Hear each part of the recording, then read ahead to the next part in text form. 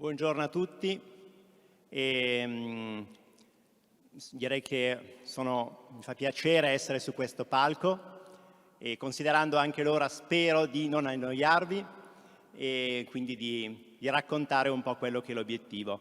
L'obiettivo è un po' quello di descrivere come le normative ESG, la tracciabilità e la sostenibilità stiano impattando e impatteranno sempre di più quelli che sono i modelli di supply chain, i processi logistici, di approvvigionamento, i processi industriali e come creeranno anche, se vogliamo, dei nuovi processi, come la discovery dei fornitori, piuttosto che la gestione strutturata di tutti i dati di sostenibilità e di tracciabilità, sono da considerare a tutti gli effetti dei nuovi processi e come chiaramente le tecnologie e le applicazioni possano supportare tutto questo. Soltanto una brevissima introduzione di TesiSquare, che è un'azienda leader nelle soluzioni di digital supply chain, con un fatturato di oltre 50 milioni di euro in crescita e una presenza in oltre 40 paesi, investe l'8,5% all'anno in ricerca e sviluppo, di cui, come vedremo, una parte rilevante, recentemente soprattutto, è legata proprio alle tematiche di sostenibilità e di tracciabilità. La missione è quella di supportare le aziende nella creazione di digital supply chain ecosystem. Quindi il tema chiave è la collaborazione con tutti gli attori della filiera e quindi parliamo di fornitori di materie prime, fornitori di servizi logistici, contract manufacturer, manifatture, fornitori di dati. E quindi questo è l'elemento chiave, proprio quello della collaborazione. E la collaborazione vuol dire raccolta dati in maniera strutturata. Qual è infatti un po' il valore aggiunto su queste tematiche? La raccolta dati di tracciabilità e di sostenibilità, che ovviamente avviene in varie modalità, in modalità digitale, quindi portale di collaborazione, IoT, integrazione con sistemi esistenti, e ovviamente sono dati che vengono raccolti da tutte le fonti, da questionari ESG, Advanced Shipping Note, Work Order e così via. E questo è sicuramente un elemento chiave, come abbiamo visto anche prima, i dati sono l'elemento chiave. Poi chiaramente non finisce lì, bisogna gestire questi dati in maniera strutturata, calcolarsi le varie carbon footprint e environment footprint, e soprattutto avere anche un approccio omnicomprensivo a 360 gradi, quindi l'aspetto tecnologico è un aspetto, ma chiaramente è importante lavorare in quest'ottica sui processi, sull'onboarding dei fornitori e sulle tematiche anche di compliance con le normative. E in questo senso vi è una società specifica del gruppo che è il centro di competenza sulla tracciabilità e sulla IoT, che è Elysion. Passiamo un attimo indietro e partiamo un po' dal presupposto. Abbiamo parlato di normative ESG. Questa slide mi piace perché evidenzia come ci sia un grande fermento in questo ambito. È vero che la sostenibilità da anni, però in questo momento abbiamo tantissime normative che sono o diciamo già in vigore oppure in fase di approvazione a livello europeo e mondiale. I colori evidenziano quelle sostanzialmente già in vigore rispetto a quelle in corso e queste sono tutte normative e l'elenco non è esaustivo con impatto sul settore tessile e del fashion. In particolar modo a fine 2023 ve n'erano ben 16 a livello europeo in fase di analisi o di approvazione, tra cui ricordiamo la Corporate Sustainability Due Diligence, il passaporto digitale di prodotto, eccetera. Quindi questo fermento evidenzia, o comunque queste leggi vanno nella direzione della responsabilità estesa sulla catena di fornitura. Il perché di questo fermento comunque è evidente anche da alcuni fatti, sono anche abbastanza ben noti, però sappiamo che il settore incide dal 3 all'8% per quanto riguarda tutte le GHG emissions ed è fra i primi 3 per quanto riguarda il consumo di acqua e anche di suolo. quindi e a livello europeo ogni anno ci sono 11 kg per capita di sostanzialmente scarti del settore tessile per persona. Quindi abbiamo evidenziato come tutte queste normative spingono nella direzione della trasparenza e della responsabilità estesa. E ovviamente non ci può essere una responsabilità o un'accountability senza appunto la visibilità e la conoscenza. E la situazione invece, che in molti casi anche si verifica e constatiamo, è quella che non vi è una conoscenza completa della catena di fornitura da parte delle aziende a n livelli fino alle materie prime. La situazione è un po' a macchia di leopardo, quindi vi è una conoscenza parziale. Avere una conoscenza parziale vuol dire comunque raccogliere anche dati parziali, complessivamente quindi non completi, e vuol dire anche avere degli elevati rischi per quanto riguarda l'azienda sulla parte non nota della catena di fornitura. Ecco, abbiamo parlato di impatto sui processi che derivano da tutte queste normative, dalla sostenibilità. E qui abbiamo un po' la filiera, con la parte di upstream e la parte di downstream. E possiamo evidenziare alcuni di questi impatti più rilevanti. Partendo un po' da sinistra, abbiamo tutto il tema della supplier network, discovery e mapping. Questo è alla stregua di un nuovo processo che devo gestire in maniera strutturata per raccogliere dati attraverso la collaborazione con i fornitori di primo livello e poi a cascata, in maniera tale da avere questa mappa completa. Un altro elemento importante è l'impatto su tutti i processi di valutazione, qualifica, monitoraggio, selezione dei fornitori e quindi i criteri ESG e quindi lo scoring anche ESG, il rischio, sono tutti criteri che entreranno in maniera sempre più rilevante, così come il livello di servizio e i costi. Questo ovviamente comporta anche delle relazioni molto più robuste, continuative, durevoli con i fornitori e il coinvolgimento sempre più dei fornitori in quelli che sono i life cycle assessment o piuttosto che environment product declaration, product environment, chiamiamoli come lo vogliamo, comunque in tutte queste attività dove il tema chiave è quello di comunque basarsi su dati primari che arrivano dai fornitori, quindi coinvolgere i fornitori in questo processo e non soltanto basarsi, come avviene molte volte, su dati secondari, ovvero su medie di settore. I criteri ESG entrano sicuramente anche in tutto il network logistico, i chilometri percorsi, le emissioni impattano anche su questo, quindi anche qua vi è un trend chiaro sull'accorciamento della catena di fornitura. Per quanto riguarda i processi produttivi, se vogliamo parlare di tracciabilità, è necessario gestirsi la relazione tra i lotti, i batch, di materie prime, di semilavorato e di prodotto finito, perché soltanto in questa maniera io posso avere una tracciabilità e questo ovviamente impatta sui processi produttivi, ovviamente. Poi tutte queste informazioni ovviamente devono essere gestite in maniera strutturata, sono tantissimi dati che raccolgo di tracciabilità e di sostenibilità, quindi dovrò gestirmi un vero e proprio processo di gestione strutturata di tutti questi dati. Eventi, certificati, documenti e così via. Infine è chiaro che tutte queste informazioni possono poi essere rese disponibili al consumatore finale e anche non solo comunque per differenziare il mio prodotto, per evidenziare l'impatto anche environment del prodotto stesso. Quindi abbiamo parlato di gestione, di raccolta dei dati, gestione strutturata di questi dati. Questo è un elemento appunto chiave e per fare questo riteniamo che vi siano 3 capability chiave. La prima è quella di raccolta dei dati da tutti i fornitori, da tutte le varie fonti informative.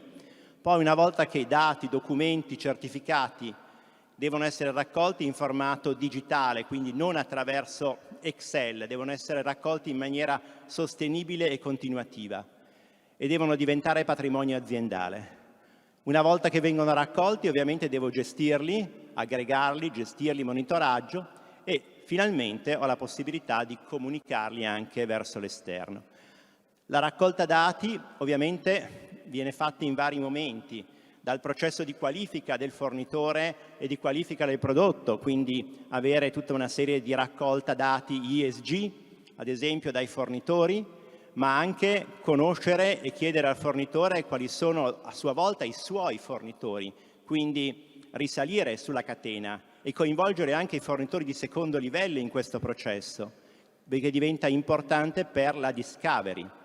E tutto questo, ripeto, in maniera strutturale e sostenibile. Poi ho tutti i processi invece esecutivi, quindi la raccolta di, ad esempio, dati dalle consegne, dalle advanced shipping note, in cui avrò i batch, l'informazione sui batch di materie prime, e questo dipende ovviamente poi dalla tipologia di materie prime, sull'origine delle materie prime, sulla farm. Quindi tutte queste informazioni devono essere raccolte su ogni consegna e poi gestite. E questo vale sia per le consegne di materie prime che per quanto riguarda tutti i vari step produttivi. E naturalmente tutte queste informazioni saranno a livello di fornitore, fornitori item, sito, piuttosto che singola consegna. Poi li devo gestire, aggregare e gestire, e qui avrò una serie di capability che saranno ad esempio quella di inquiry backward e forward, vuol dire che dato un lotto di materia prima io so in quale prodotto finito è andato, dato un lotto di prodotto finito so quali sono i lotti di semilavorati e di materie prime, e quindi io ho tutta la mia storia del prodotto, dall'origine delle materie prime a tutti gli step produttivi.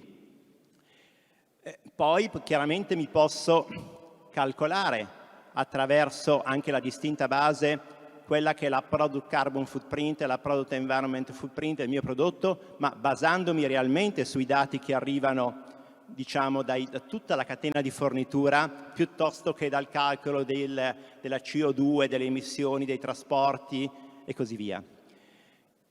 E posso calcolarmi anche poi, secondo quelle che sono le normative anche del PEF, quella che può essere l'eco-score del mio prodotto.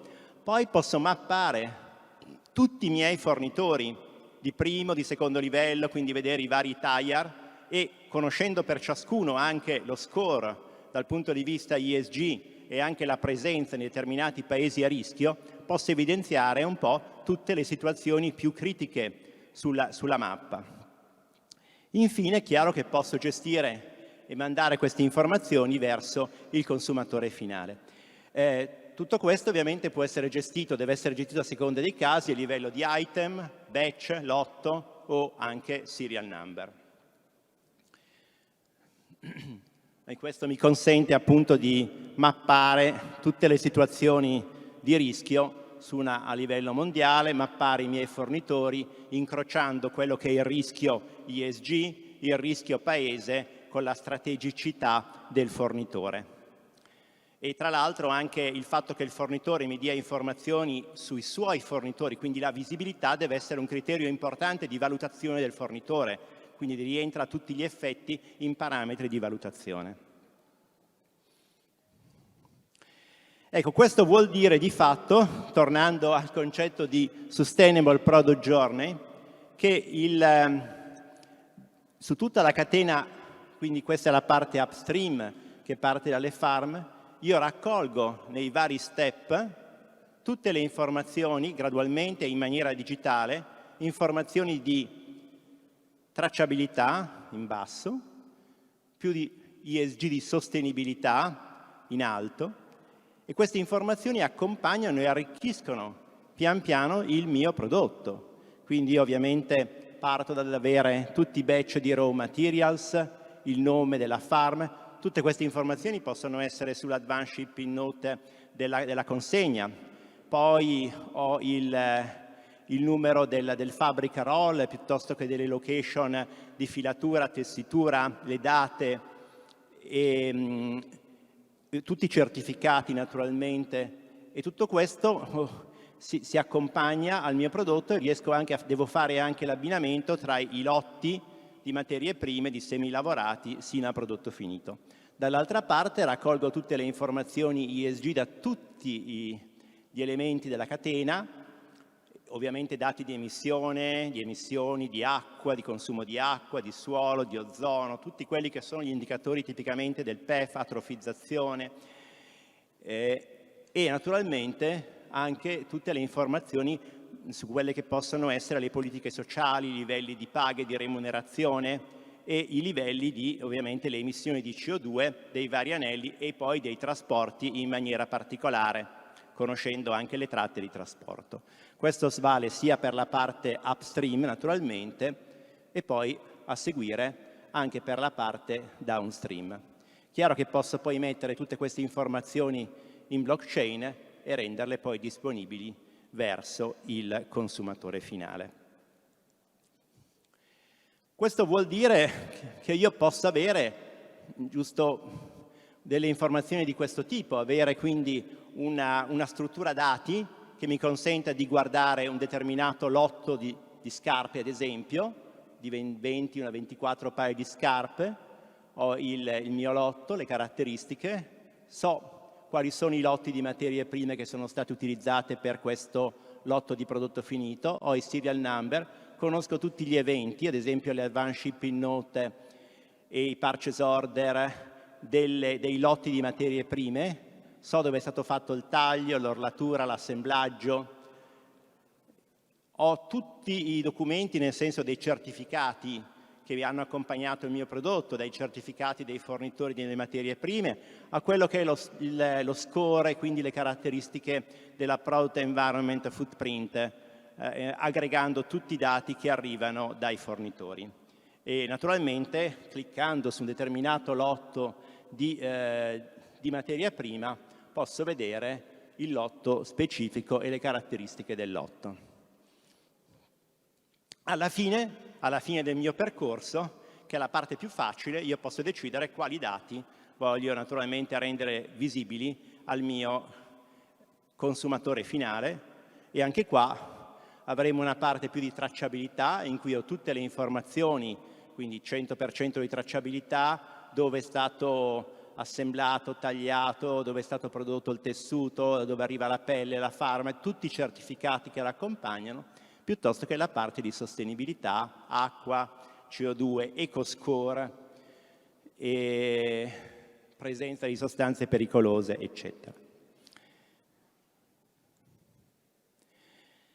Ecco, quello che volevo evidenziare è appunto che andare nell'ottica della tracciabilità, della sostenibilità, è comunque un percorso che richiede impegno e che richiede appunto necessario lavorare sui processi di supply chain, di approvvigionamento industriali, è necessario lavorare sui fornitori, l'onboarding dei fornitori, richiede investimenti in tecnologie. Chiaramente le tecnologie RFID e IoT sono comunque un abilitatore in tutti quei processi che abbiamo visti precedentemente, e comunque va al di là di quello che è l'obbligo puramente normativo. Ecco, abbiamo portato avanti tutta una serie di progetti e quindi di casistiche sul tema, ad esempio, della tracciabilità, e questi hanno comunque dei punti in comune che volevamo un po' evidenziare. Ad esempio, questi sono più iniziative sulla parte di upstream, e i punti in comune sono il coinvolgimento dei fornitori, sostanzialmente, che è un elemento chiave, il fatto di ricevere informazioni in maniera strutturata dai fornitori, Advanced Shipping Note, avere un'abilitazione per quanto riguarda con l'RFID, sia per quanto riguarda le materie prime, sia per quanto riguarda i prodotti finiti, che facilitano il tracciamento e l'abbinamento, un intervento sui processi produttivi, e devo effettivamente gestire l'abbinamento tra le materie prime, il work order e il prodotto finito, e poi avere sicuramente una capacità di inquiry di questi dati. E questi sono elementi comuni che evidenziano come l'aspetto applicativo tecnologico sia rilevante, ma è altrettanto rilevante l'impegno di processi industriali, di supply chain e tutto il coinvolgimento dei fornitori. L'ultimo passaggio, visto che si è parlato anche tanto di intelligenza artificiale, riteniamo, ed è un'area di investimento su cui stiamo lavorando, che l'intersezione tra le tematiche ESG e l'intelligenza artificiale dia una serie di aree di opportunità. E quali sono queste aree di opportunità? Sostanzialmente sono un po' queste.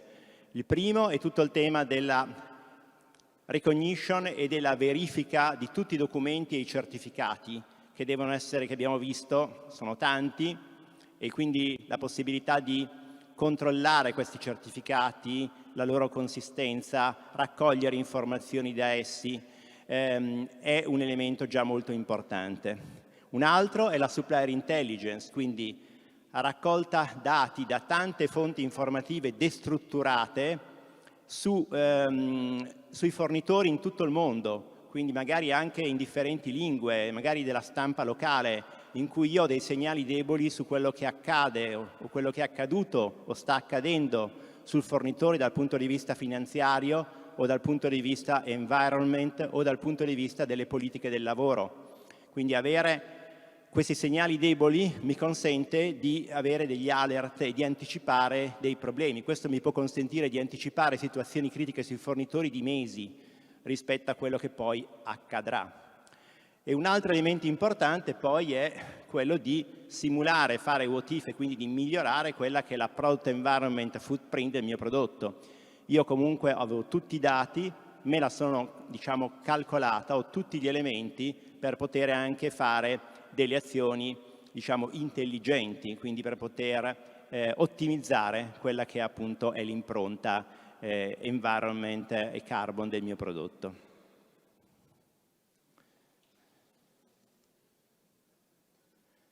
Grazie. Tutto.